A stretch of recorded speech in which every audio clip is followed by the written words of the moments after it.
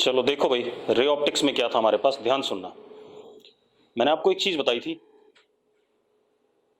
कि रेज अगर optical device की तरफ है, ठीक है, इतनी बात मैंने क्या बताया था, अगर रेज ऑप्टिकल डिवाइस की तरफ हैं, मतलब लेंस की तरफ डायरेक्टेड हैं, मिरर की तरफ डायरेक्टेड हैं, तो उन रेज को हम इंसिडेंट रेज कहते हैं। यस और नो?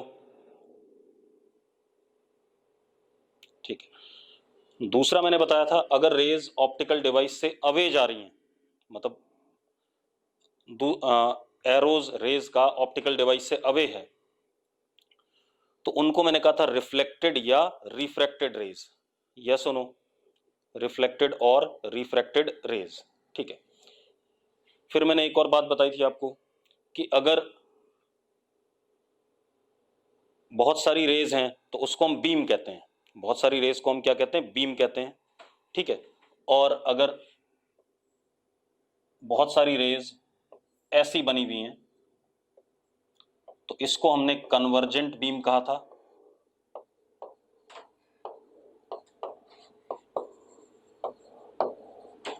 अगर ऐसे हैं रेज तो इसको हमने डाइवर्जेंट बीम कहा था।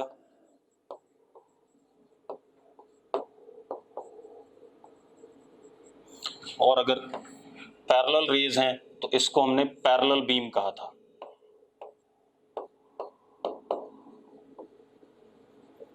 यस और नो? ठीक है भाई। इसके बाद अब जब भी हम रे ऑप्टिक्स पढ़ रहे हैं तो हमारे पास तीन चीजें होंगी। एक होगा ऑब्जेक्ट, दूसरा ऑप्टिकल डिवाइस,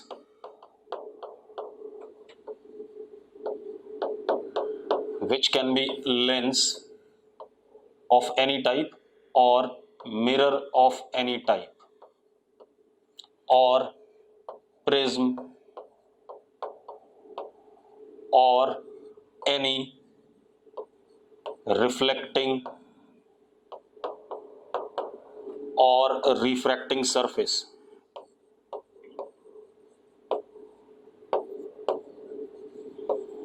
दो चीजें हो गई। तीसरा हमारे पास इमेज।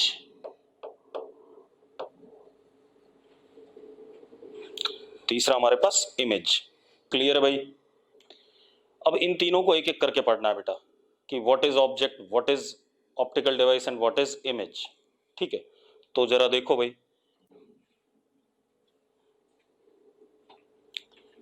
हमारे पास ये कोई ऑप्टिकल डिवाइस है,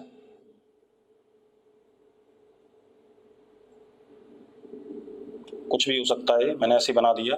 it can be lens, mirror, कुछ भी। मैं सिर्फ इसे अभी ऑप्टिकल डिवाइस लिख रहा हूं।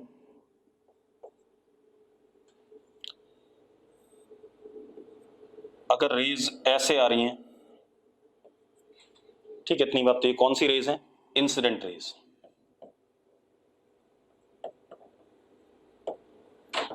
क्योंकि एरोज किधर की तरफ है? ऑप्टिकल डिवाइस की तरफ है। यस और नो? क्या कहलाएंगे? इंसिडेंट रेज कहलाएंगे। अब ऑब्जेक्ट डिफाइन कर रहे हैं हम। सबसे पहले क्या डिफाइन कर रहे हैं? ऑब्जेक्ट। ठीक है। Point of intersection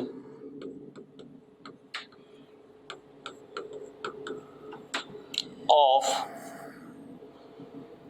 incident raise is position of object।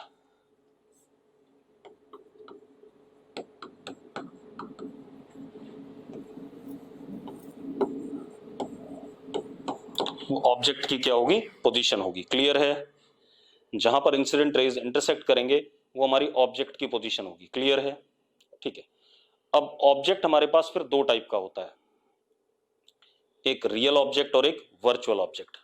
ठीक है, तो उसको देख लेते हैं बेटा।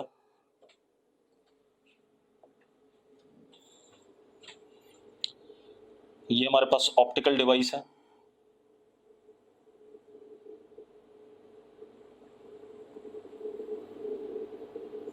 सबसे पहले हम क्या डिफाइन कर रहे हैं? Real object. ठीक है।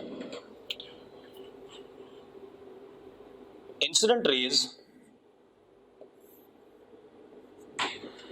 अगर हमारे पास ऑप्टिकल डिवाइस के ऊपर डाइवर्जिंग पड़ रही है, देखो डाइवर्जिंग पड़ रही है कि नहीं पड़ रही है ऑप्टिकल डिवाइस के ऊपर, जल्दी बताओ मुझे।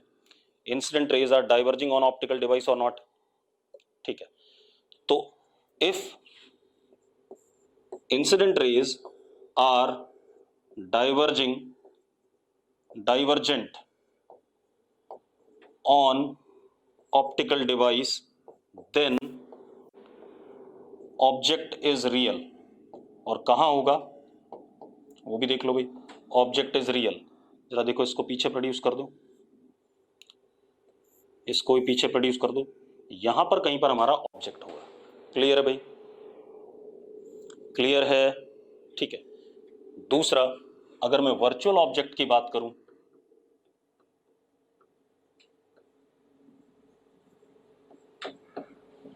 अगर मैं वर्चुअल ऑब्जेक्ट की बात करूं तो ये हमारे पास ऑप्टिकल डिवाइस है suppose,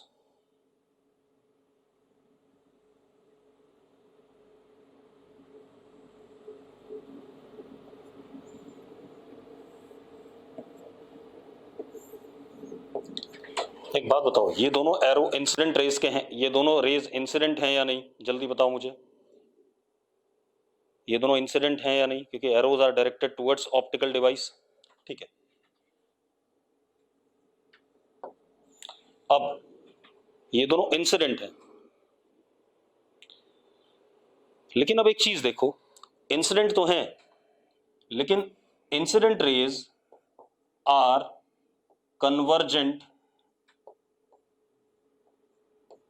on optical device, convergent है ऑप्टिकल डिवाइस पे।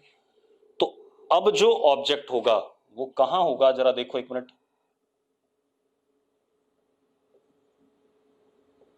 इसको प्रोड्यूस कर दो क्योंकि पीछे तो रेज जा नहीं सकती हैं इंसिडेंट वाली। ये हमारा ऑब्जेक्ट हो गया। ठीक है, if incident rays are convergent on optical device then object is virtual.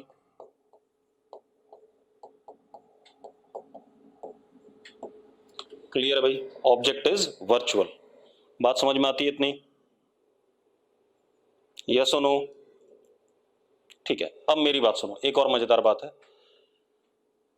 हमारी आईज में कन्वेक्स लेंस होता है, सबको पता है बात, हमारी आईज में क्या होता है? Convex lens. ठीक है, हमारी आईज उसी चीज को देख सकती हैं जिस मतलब जब हमारी आईज पे डाइवर्जिंग रेज पड़ेंगी। कैसी रेज पड़ेंगी? डाइवर्जिंग रेज, मतलब डाइवर्जेंट रेज जब हमारी आईज पे पड़ेंगी तभी हम किसी चीज को देख सकते हैं। ठीक है, ये बात ध्यान रखना। तो इसका मतलब हम नेकेड आई से कभी भी वर्चुअल ऑब्जेक्ट को नहीं देख सकते, क्योंकि वर्चुअल ऑब्जेक्ट के लिए रेज कैसी हैं? कन्वर्जेंट हैं। और रियल ऑब्जेक्ट को हम नेकेड आई से देख सकते हैं क्योंकि इसकी रेज क्या हैं? डाइवर्जेंट हैं। यस और नो? यस और नो? जल्दी बोलो भाई। तो इस पॉइंट को लिख लो, लिखो लिखो, our eyes can only see those objects from which rays fall divergent on eyes. Our eyes can see only those objects from which rays fall divergent on the eyes. Clear है भाई? अगर clear तो yes बोलो फटाफट।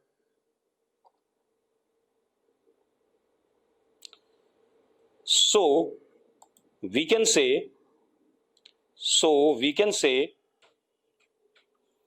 naked eye can see real object but not virtual object. So we can say naked eye can see real object but not virtual object. भाई देखो, पहली बात तो वर्चुअल ऑब्जेक्ट ऑप्टिकल डिवाइस के बिहाइंड है, हम तो यहां पर हैं। हम अगर यहां पर हैं तो हमारी आईज में तो कन्वर्जेंट रेज पड़ रही हैं, हमें वर्चुअल ऑब्जेक्ट दिखेगा ही नहीं कभी भी। ठीक है, तो अब ये हमारे पास बात हो गई किसके लिए? ऑब्जेक्ट के लिए। तो ऑब्जेक्ट हमारा रियल और वर्चुअल होता है। ठीक है, इतनी बात। अगर ऑप्टिकल डिवाइस पे रेज, इंसिडेंट रेज डाइवर्जिंग हैं तो रियल ऑब्जेक्ट, कन्वर्जिंग हैं तो वर्चुअल ऑब्जेक्ट। अब हम अगली बात करते हैं, इमेज।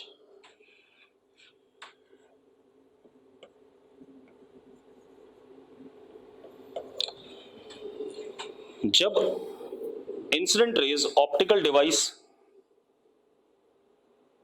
से पास कर जाती हैं या उससे रिफ्लेक्ट या रिफ्रैक्ट हो जाती हैं, ठीक है, इतनी बात। तो जहां पर रिफ्लेक्टेड और रिफ्रैक्टेड रेज इंटरसेक्ट करती हैं वहां पर क्या बनता है, इमेज बनता है। क्लियर है इतनी बात। Point of intersection of reflected और refracted rays is position of image. तो पहले लिख देते हैं, point of intersection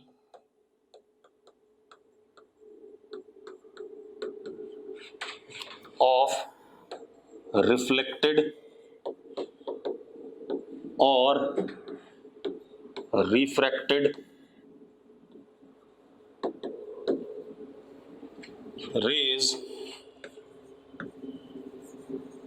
is position of image.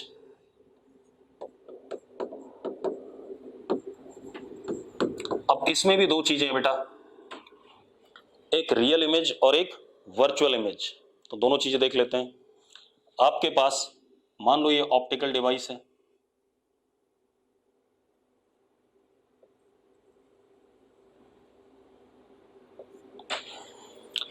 अब आप एक चीज देखो, इस ऑप्टिकल डिवाइस से ये रेज हैं, पहले बताओ ये रेज रिफ्लेक्टेड और रिफ्रैक्टेड हो सकती हैं या नहीं?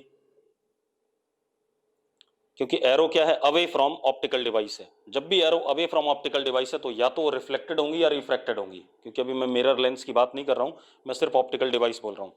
तो ये हमारे पास कौन सी रेज है, रिफ्रैक्टेड रेज और रिफ्लेक्टेड रेज, दोनों आर आर से हो जाएगा। ठीक है, if converging from optical device, optical device से पास होने के बाद कन्वर्ज कर रही हैं, तो जरा देखो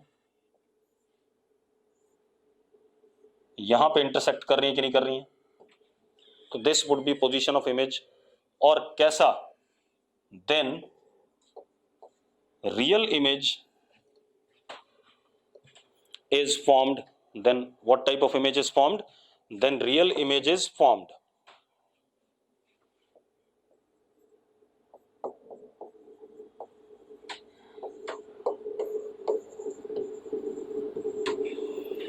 अगली कहानी,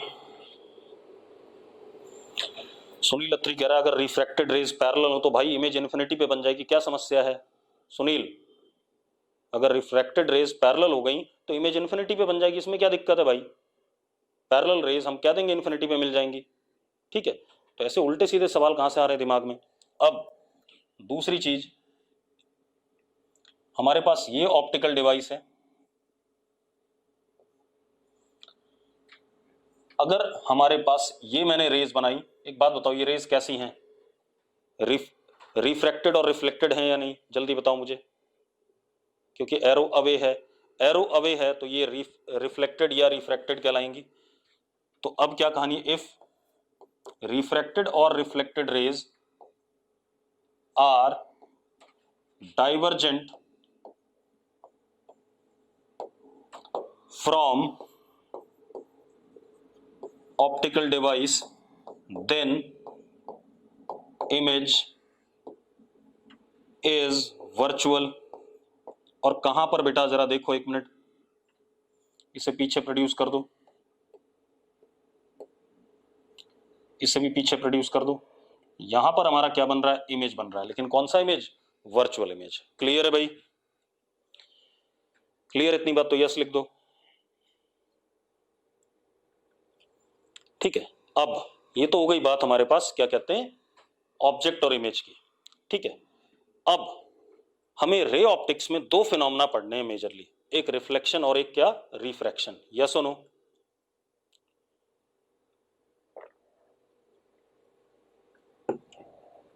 तो पहले हम रिफ्लेक्शन पढ़ेंगे, उसके बाद रिफ्रैक्शन पढ़ेंगे, ठीक है भाई। तो हमारे पास दो फिनोमेना है, one is reflection and one is refraction, ठीक है, इतनी बात। तो हम सबसे पहले रिफ्लेक्शन की बात करते हैं।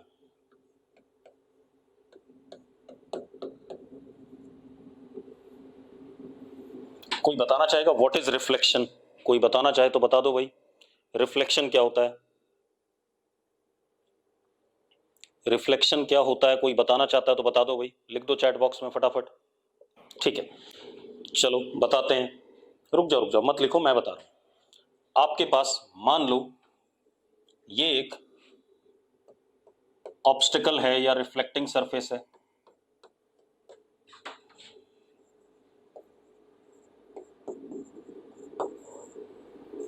और रिफ्लेक्टिंग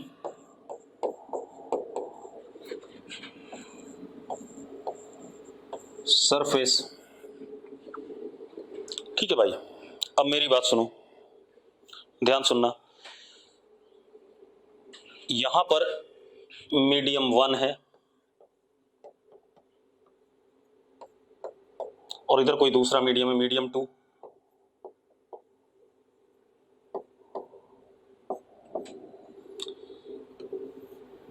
ये हमारे पास एक रे है और इस पे एरो ऐसा। पहले बताओ कौन सी रे है, इंसिडेंट या रिफ्लेक्टेड? कौन सी रे है ये? सबसे पहले तो आपको ये पता चल जाना चाहिए। अगर जब तक ये नहीं पता रहेगा इंसिडेंट है रिफ्लेक्टेड है, हाँ ये इंसिडेंट है क्योंकि इसका एरो किसकी तरफ है, ऑब्स्टिकल की तरफ है या रिफ्लेक्टिंग सरफेस की तरफ है, ठीक है, इंसिडेंट रे है। अब रिफ्लेक्शन फिनोमेना क्या कहता है कि ये ऑब्स्टिकल से टकराने के बाद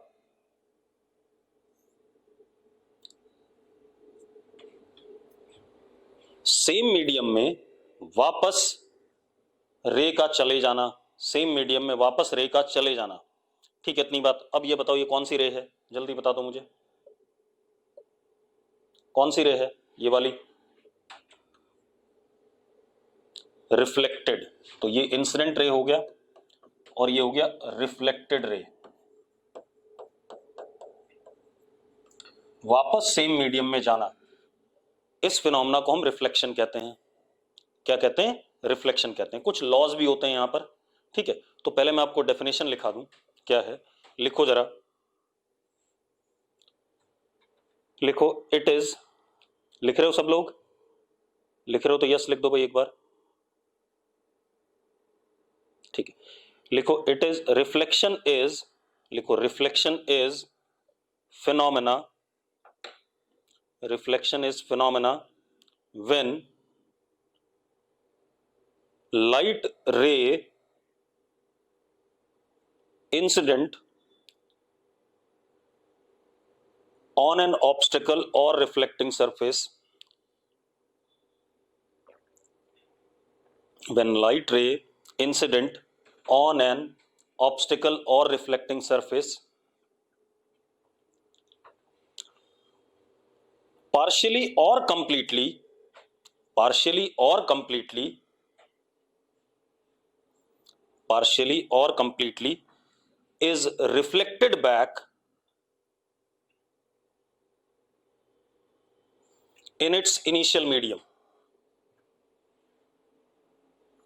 is reflected back in its initial medium। मेरी बात समझ में आ गई तो यस लिख दो एक बार। मैंने यहां पर दो चीजें बोली हैं। मैंने बोला कि इंसिडेंट रे आई, ऑब्स्टिकल से टकराई और सेम मीडियम में वापस गई, या तो पार्शियली जाएगा या कंप्लीटली जाएगा। बेटा हैंड रेज मत करो अंजलि, सिर्फ चैट बॉक्स में लिखने की बात है, ठीक है। आप चैट बॉक्स में वाई लिख दिया करो अगर यस लिखना है, एन लिख दिया करो अगर नो लिखना है, ठीक है, इतनी बात। हैंड रेज मत करो क्योंकि मुझे चैट बॉक्स नहीं दिखता फिर। अंजलि हाथ नीचे कर ले बेटा, क्योंकि मुझे ज्योति का वो नहीं दिख रहा है चैट। अंजलि बेटा हैंड, हाँ। अब सुनो, तो मैंने क्या कहा, मेरी बात ध्यान सुनो। मैंने कहा इंसिडेंट रे जब ऑब्स्टिकल पे पड़ी, उसके बाद जो हमारा रिफ्लेक्टेड रे है वो वापस सेम मीडियम में जिसमें इंसिडेंट था वापस गया, या तो पार्शियली जाएगा या कंप्लीटली जाएगा। यस सुनो, ठीक है। तो ये मान के चलना कि जरूरी नहीं कि रिफ्लेक्शन इज 100% फिनोमेना, ठीक है। मतलब अगर मैं कहूं इंसिडेंट रे की इंटेंसिटी आई है, तो इसकी इंटेंसिटी इंसिडेंट रे की आई है, तो रिफ्लेक्टेड रे की इंसिडेंट इंटेंसिटी वो आई के बराबर भी हो सकती है अगर कंप्लीटली रिफ्लेक्ट हो गया, और आई से क्या हो सकती है, कम भी हो सकती है। यस और नो, यस और नो। ये तो कहानी हो गई हमारे पास क्या कहते हैं ऑब्स्टिकल और रिफ्लेक्शन की, ठीक है। अब एक और चीज, आपने कुछ चीजें पढ़ी हैं 9th 10th में या 11th 12th में, जो भी आपने पढ़ा है, आपने पढ़ा है, मैंने यहां पर सरफेस के क्या बनाया, टेंजेंट बनाया, ध्यान सुनना। फिर आपने पढ़ा हुआ है कि यहां पर एक ये नॉर्मल है,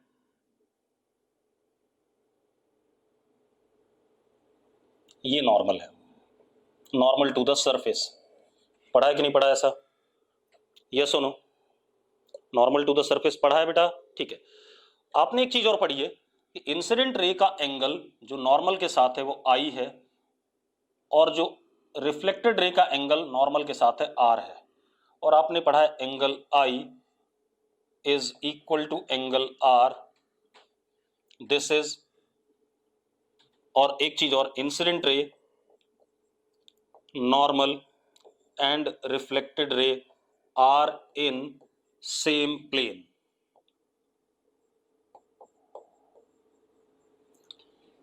ये लॉ ऑफ रिफ्लेक्शन आपने पढ़े हैं कि नहीं पढ़े हैं, जल्दी बता दो मुझे, यस और नो, पढ़े हैं? क्यों पढ़े हैं, इसका कोई मैथमेटिकल प्रूफ या कोई लॉजिकल प्रूफ मुझे देना चाहो तो दे दो भाई। तो मैं क्या कह रहा हूं, लॉ ऑफ रिफ्लेक्शन क्या कहता है, angle i incident angle with the normal, reflected angle with the normal are equal, and incident ray normal and reflected ray are in same plane, ठीक। इतनी बात मैंने मतलब आपने पढ़ी भी है, ठीक है। तो मैंने आपको क्या बताया कि अगर इंसिडेंट रे आ रही है एक पर्टिकुलर मीडियम में, ऑब्स्टिकल से टकराने के बाद रिफ्लेक्टेड रे सेम मीडियम में पार्शियली या कंप्लीटली जा सकती है, ठीक है, और angle of incidence is equal to angle of reflection, and incident ray normal and reflected ray are all in same plane, ये लॉ ऑफ रिफ्लेक्शन कहता है। अभी इसका मैथमेटिकल प्रूफ भी ले लेंगे। एक और चीज है बेटा, एक और चीज बता देता हूं आपको, रिफ्लेक्टिंग सरफेस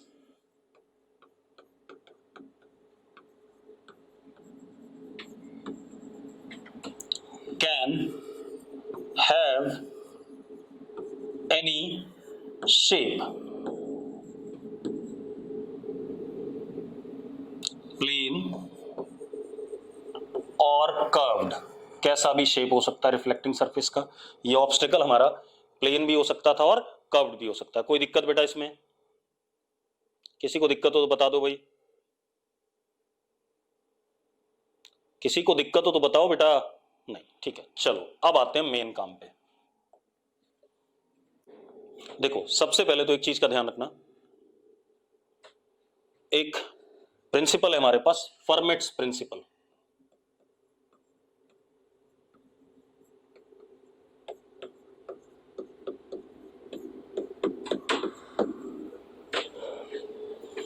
फर्मेट्स प्रिंसिपल क्या कहता है, एनसीईआरटी में है आपके, और आपको दिखा नहीं होगा आज तक कभी, ठीक है।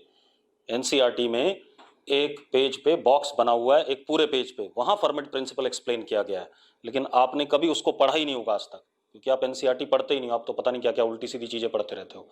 फर्मेट प्रिंसिपल क्या कहता है, लाइट रे always travels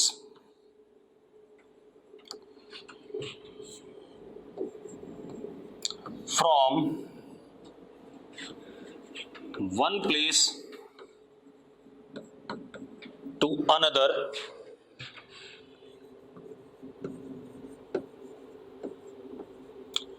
along path of shortest time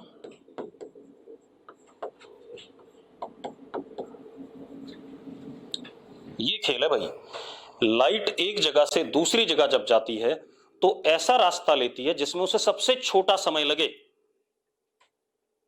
मेरी बात क्लियर है? फर्मेट प्रिंसिपल इतना ही कहता है भाई कि light ray always travels from one place to another along the path in which it takes shortest duration. Clear है? मतलब ऐसा रास्ता चूज करेगी जिसमें इसे सबसे कम समय लगे। क्लियर? चलो, अब इसी प्रिंसिपल की वजह से लॉ ऑफ रिफ्लेक्शन प्रूव हुआ, एंगल आई बराबर angle r, law of refraction prove हुआ, सारी बातें यहीं से प्रूव हुई। कैसे? अब जरा देखो एक मिनट। हमारे पास मान लो ये एक रिफ्लेक्टिंग सरफेस है,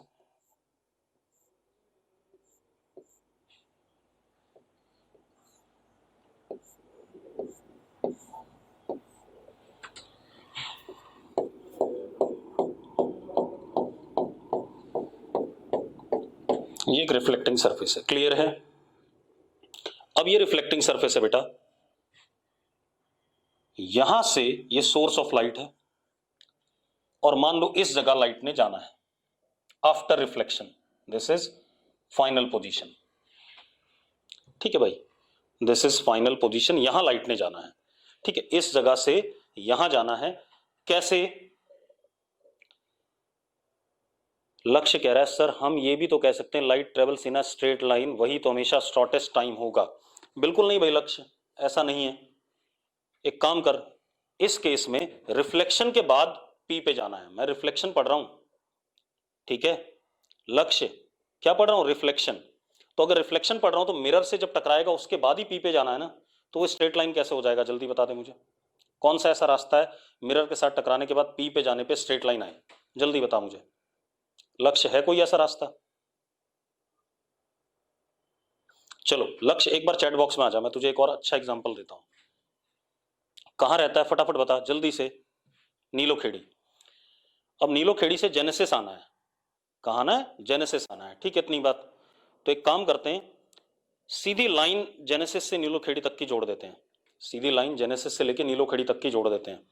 क्या उस लाइन पे आ पाएगा तू?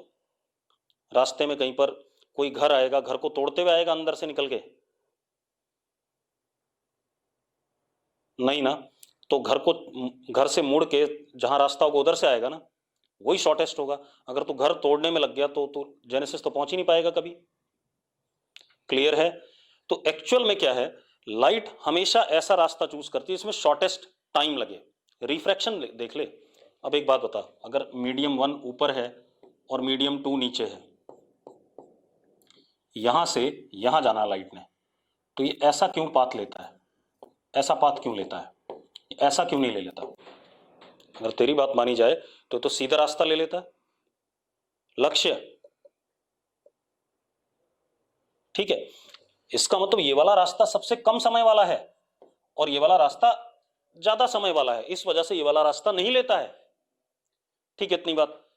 तो यहां भी यही कहानी चलने वाली है हमारे पास। देखो एक मिनट, लाइट को एस से पी जाना है, ठीक है, आफ्टर रिफ्लेक्शन, रिफ्लेक्ट भी होना है। तो अब जरा देखो, सबसे पहले हम कुछ चीजें मेजर कर लेते हैं। एस का distance, perpendicular distance from the reflecting surface, ये रिफ्लेक्टिंग सरफेस हमारे पास ए है मान लो, ये मेजर कर लिया हमने। पी का डिस्टेंस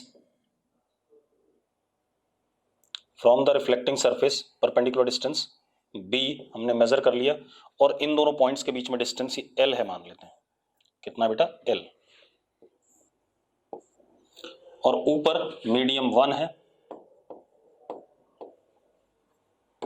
इसमें स्पीड ऑफ लाइट v है, और नीचे मीडियम 2 है जहां लाइट जानी नहीं है, यहां स्पीड v डैश है। ठीक है, अब जरा देखो, अब s से p जाने के हमारे पास बहुत सारे रास्ते हैं, ध्यान से देखना। एक रास्ता ये हो सकता है,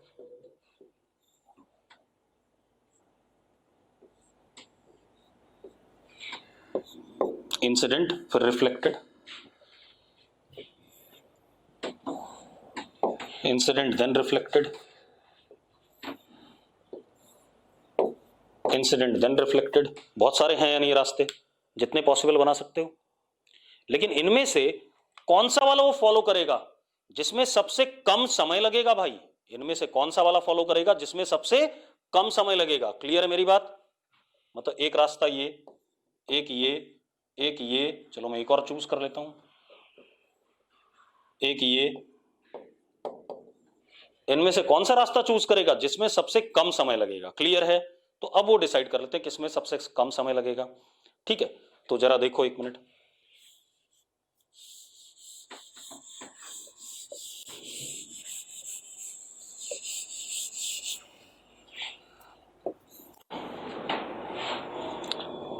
ये हमारे पास रिफ्लेक्टिंग सरफेस, ये S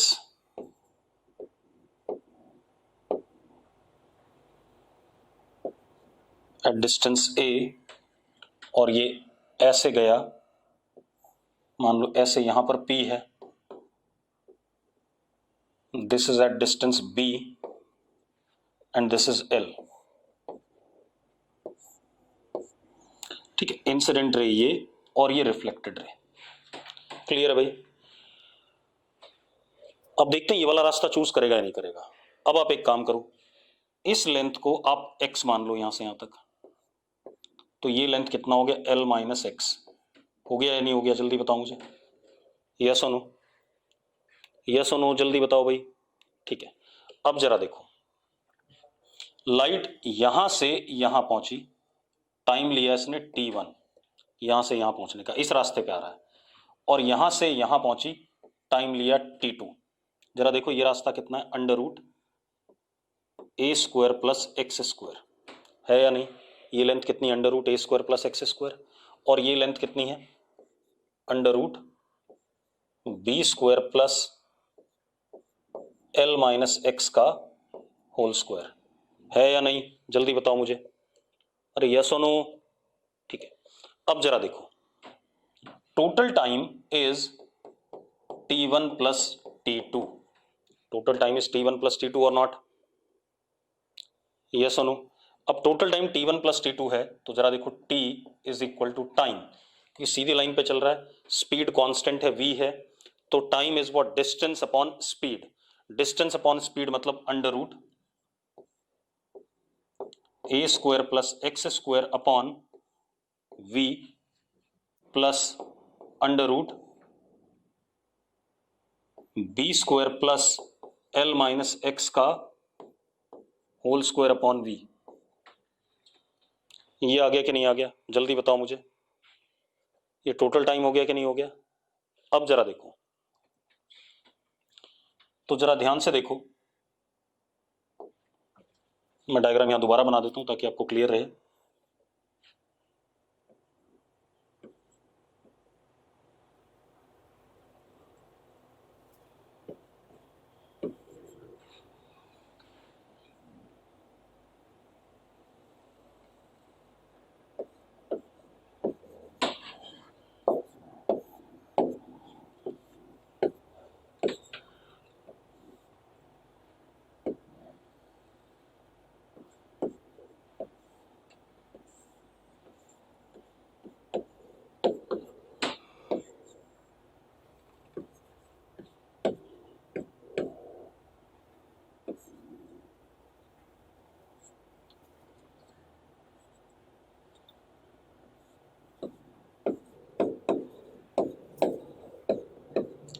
यहाँ t1 टाइम, यहाँ t2 टाइम, तो total time t is t1 plus t2, t is equal to t1, t1 is what, this distance upon speed, तो distance is under root A square plus x square upon v plus under root B square plus L minus x का whole square upon v। ये total time हो गया कि नहीं हो गया, पहले बता दो मुझे। हो गया भाई? अगर हो गया तो यस लिखो फटाफट। ठीक है, अब मजेदार बात देखो, now t is function of x, t किसका फंक्शन है, x का है या नहीं, जल्दी बताओ बेटा, किस पे डिपेंड कर रहा है, x पे डिपेंड कर रहा है या नहीं? a कांस्टेंट है, b कांस्टेंट है, l कांस्टेंट है, v कांस्टेंट है, तो t is function of what, x। अब for t minimum dt upon dx must be equal to 0। अगर कोई फंक्शन होता है वो किसी क्वांटिटी पे डिपेंड करता है तो उस फंक्शन की मिनिमम या मैक्सिमम वैल्यू के लिए उसका डेरिवेटिव हम क्या करते हैं, 0 करते हैं या नहीं करते हैं, जल्दी बताओ मुझे, यस और नो। ठीक है, अब जरा देखो, अब जरा हम डिफरेंशिएट कर देते हैं और 0 कर देते हैं। तो जरा देखो dt बाई dx करूंगा तो जरा ध्यान से देखना क्या आएगा, 2x upon 2v under root ए स्क्वायर प्लस एक्स स्क्वायर, पहली टर्म को डिफरेंशिएट करा, प्लस प्लस नहीं minus 2l minus x upon 2v under root B square plus L minus x का होल स्क्वायर, ये D T by D X आ गया और ये वैल्यू किसके बराबर, 0 के बराबर। ऐसा है या नहीं, जल्दी बता दो मुझे, यस और नो। ये मैंने डिफरेंशिएट कर दिया, डिफरेंशिएशन तो आता होगा आपके पास। क्या है, ऐसे देखो एक minute, y is equal to under root some constant plus x square, ऐसा कुछ है। इसका डिफरेंशिएशन है या नहीं, कुछ ऐसे डिफरेंशिएशन है या नहीं हमारे पास, पहले मैं डिफरेंशिएशन बता रहा हूं आपको, यही डिफरेंशिएशन है या नहीं पहले बताओ। और यही टर्म तो है यार, some constant plus x square. ठीक है, अब जरा देखो, जो फॉर्मूला होता है अगर y is equal to x की पावर n हो तो आपका डेरिवेटिव का फॉर्मूला होता है dy by D x is equal to n x की पावर n माइनस 1। इतनी बात सबको पता है या नहीं पता है, इतनी बात तो पता है ना। ठीक है, चलो अब यहां आ जाओ, dy बाई डी एक्स, इस पूरे ड्रामे की पावर क्या है, हाफ है या नहीं, पहले बता दो, हाफ पावर है या नहीं। तो n हाफ हो गया, वो बाहर आ गया, सॉरी, और b प्लस एक्स स्क्वायर की पावर n माइनस 1, ये हो गया कि नहीं हो गया, पहले बताओ मुझे, हाँ या ना। फॉर्मूला यूज करा मैंने, n बाहर ले लिया। ठीक है, अब एक चीज और बेटा, जो अंदर फंक्शन होता है उसको भी डिफरेंशिएट करते हैं। तो अगर मैं b को डिफरेंशिएट करूं, b कांस्टेंट है, 0 आएगा। एक्स स्क्वायर को डिफरेंशिएट करूं तो इसका 2x आएगा, आएगा कि नहीं आएगा, आएगा भाई। तो ये कितना हो गया, dy by D x is equal to 2x upon 2, और ये 1/2 माइनस 1 इज व्हाट, माइनस 1/2, तो कितना आ जाएगा 2 under root b plus x square. यही आएगा कि नहीं आएगा, जल्दी बता दो मुझे, आएगा कि नहीं। तो ऐसे ही कुछ तो मैंने यहां भी लिखा भाई, ये टर्म थी तो v तो कांस्टेंट है तो v तो ऐसे ही रहेगा सब में, ऊपर 2x नीचे 2 अंडर रूट ए स्क्वायर प्लस एक्स स्क्वायर। ठीक है, इतनी बात। यहां पर 2 upon 2 under root B square plus x, और इसको डिफरेंशिएट करा, जब इसको डिफरेंशिएट करा तो क्या आया, 2l माइनस एक्स, और माइनस साइन लेकर के आ गया क्योंकि x के सामने क्या लगा हुआ है, माइनस साइन लगा हुआ है। क्लियर है भाई।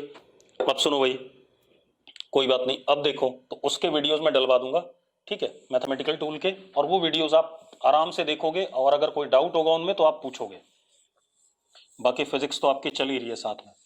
अब ये हमारा डिफरेंशिएशन आ गया, और ये D T by D x is equal to 0, तो ये 2 से 2 कट गया और v उधर जाकर के 0 में चला गया, तो क्या आया, x upon under root A square plus x square is equal to l minus x upon under root B square plus L minus x का होल स्क्वायर। ये आ गया कि नहीं आ गया, जल्दी बताओ, अरे आ सकता है ऐसा कि नहीं। अब जरा ध्यान से देखना भाई, ये x है और ये अंडर रूट ए स्क्वायर प्लस एक्स स्क्वायर है या नहीं, है या नहीं, जल्दी बताओ। अरे देखो यार, अगर ये ऐसा है और ये एंगल अगर मैं, चलो देखो यहां मैंने नॉर्मल बनाया, ये नॉर्मल बनाया और इसको मैं एंगल आई कह रहा हूं, और इसको मैं एंगल आर कह रहा हूं, तो जरा देखो ये एंगल आई होगा या नहीं होगा, जल्दी बताओ मुझे, आई होगा या नहीं? अगर ये एंगल आई होगा बेटा तो this thing written is what, sine I, yes और no? X upon under root A square plus x square is sine I और नॉट? दिख रहा है सबको? ठीक है, अब इधर आ जाओ, this length upon this length, ये एंगल आर होगा, तो this can be called as what, sine r और नॉट? जल्दी बताओ भाई, साइन आर हो गया कि नहीं हो गया? और sine i is equal to sine r, इसका मतलब angle I is equal to angle r. Proves law of reflection, yes और नो? कर रहा है प्रूव कि नहीं कर रहा लॉ ऑफ रिफ्लेक्शन को, कि सबसे छोटे समय वाले रास्ते पर ही जाओगे तो एंगल आई और एंगल आर बराबर आएंगे रिफ्लेक्शन के दौरान। क्लियर है? क्लियर है भाई? तो this is law of reflection. ठीक है, इतनी बात। अब जरा और भी बातें कर लेते हैं बेटा। हमने एक चीज और कही, ध्यान से देखना। चलो मैं अगला डायग्राम ले लूं। हमारे पास ये रिफ्लेक्टिंग सरफेस है, मान लो,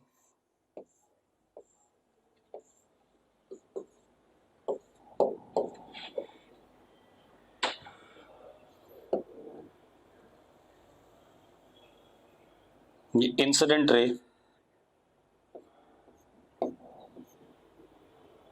वेक्टर, ठीक है, इतनी बात।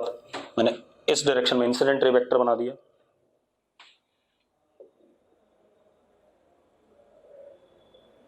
ये हमारा नॉर्मल वेक्टर